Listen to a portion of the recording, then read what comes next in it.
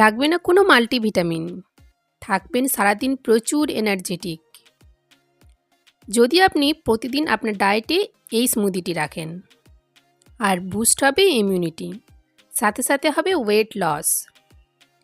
So hello everyone, you are welcome to my channel. আপনারা দেখছেন dietician শুক্লার healthy lifestyle.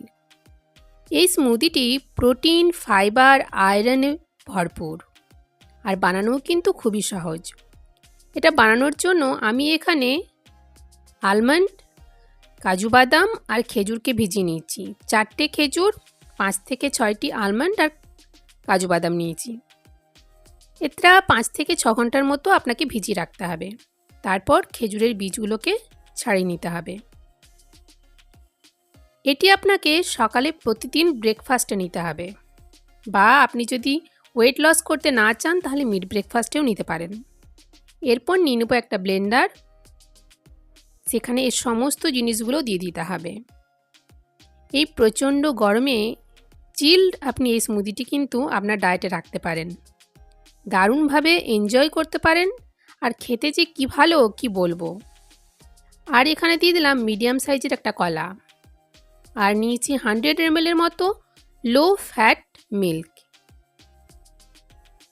Milk কিন্তু প্রচুর পরিমাণে ক্যালসিয়ামে ভরপুর। আর দিয়ে দিলাম সত্তু পাউডার, 20 গ্রামের মতো সত্তু পাউডার আমি এখানে ইউজ করেছি।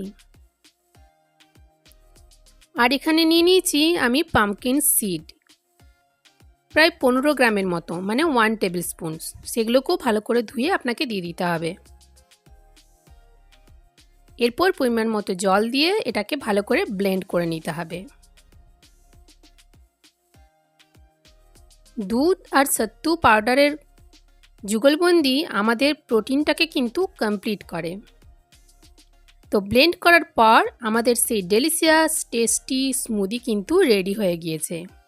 আপনি চাইলে এর মধ্যে আইস কিউব দিয়েও কিন্তু এনজয় করতে পারেন এই গরমে। আর এর উপর থেকে দিয়ে দিতে হবে স্লাইস করা কিছু নাটস। সো বন্ধুরা, আজ থেকেই শুরু করে দিন এই স্মুদিটি আপনার ডায়েটে রাখার। আর অবশ্যই আমাকে কমেন্ট করে জানাবেন আপনাদের কেমন লেগেছে। তাই ভিডিওটিতে অবশ্যই একটি লাইক করে দিন আর বন্ধুদের সাথে শেয়ার করে দিন। আর আজকের ভিডিও পছন্দ হলে চ্যানেলটি সাবস্ক্রাইব করে নোটিফিকেশন বেলটি কিন্তু অবশ্যই প্রেস করে দিন। তো আজকের মতো এই পর্যন্তই। আজকের মতো টাটা।